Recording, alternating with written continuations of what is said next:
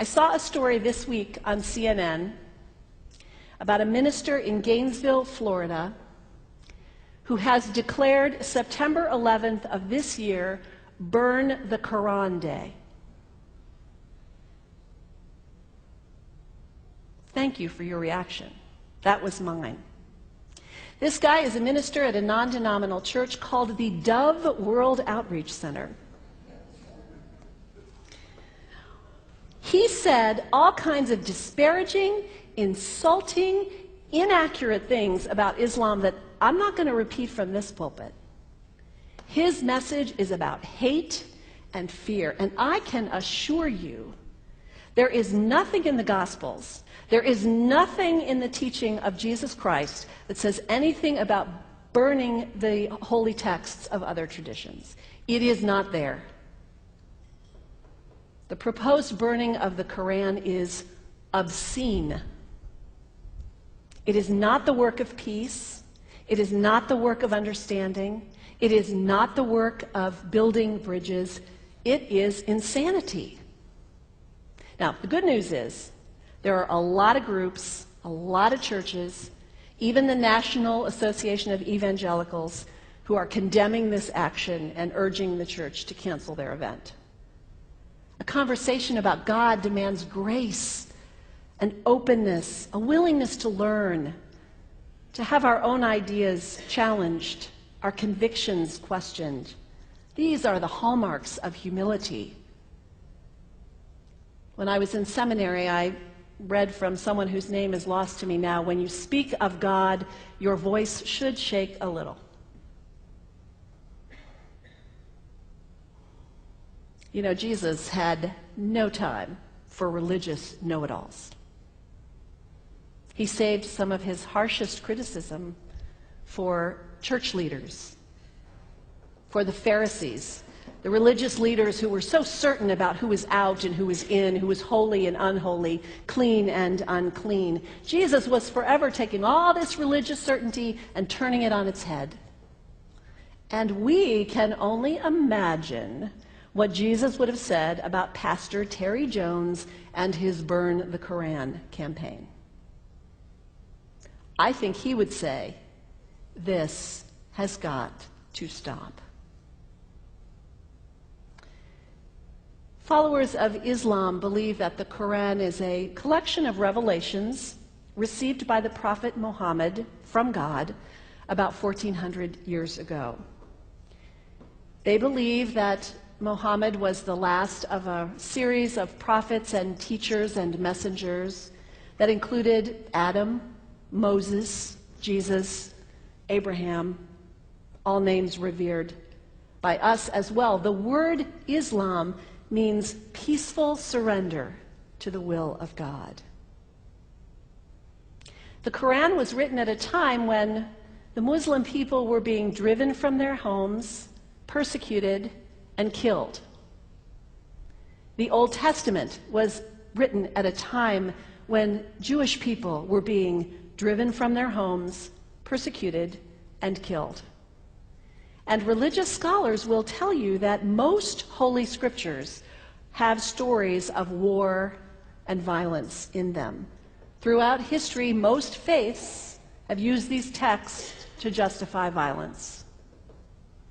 And if there's anyone in this room at this moment who's thinking that I've got it wrong, after church today, pull out your Bible and look up Psalm 137. And you'll see that our own text has passages that can make us uncomfortable. But also, like the Bible, the predominant message of the Quran is of peace and care and loving God, justice, care for the neighbor, care for the stranger. In the Bible, we have thou shalt not kill. In the Quran, we have whoever kills another, surely he is killing all of humanity. And whoever saves the life of another, surely he saves the lives of all humanity. These are words of peace, words of faith, words that could save the world if we would take them to heart. The second thing you can do, the next time someone sends you one of those emails demonizing Islam, delete it. Don't forward it. Don't participate in the stereotyping. Don't give in to your fear. It's okay to be a little afraid. We all have those emotions. Just don't give in to it. Don't sign on for it. Don't focus on this tiny group of extremists who commit acts of violence. Focus on the hundreds of millions of Muslim people in the world who are people of faith, whose priorities and concerns and families are not so different from your own.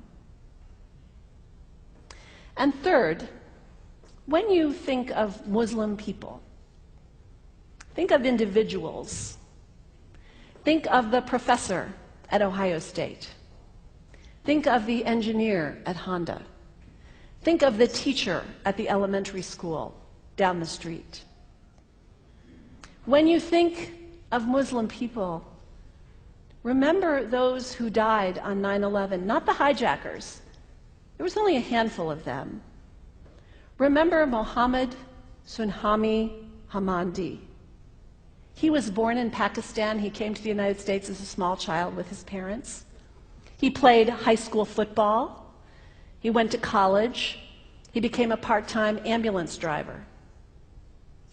He died, this Muslim young man, on 9/11, trying to rescue people and save lives.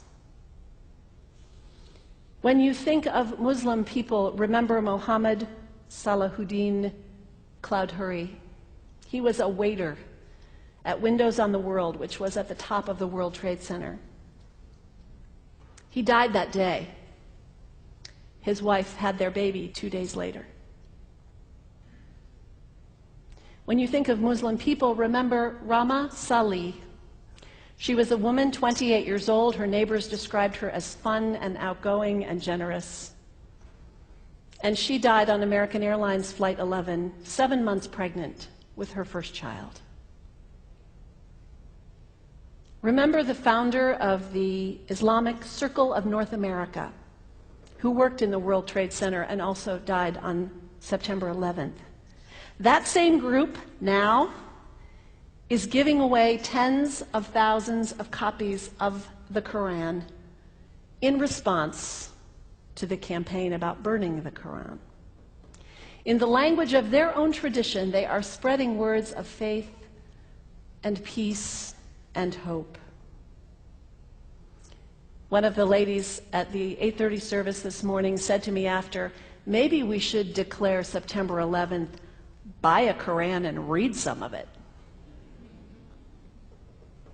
It is for us to share our message of love and hope and peace, but let us do it with grace and respect and above all, humility. God grant us, as individuals, as a nation, as Christians, the humility for this work.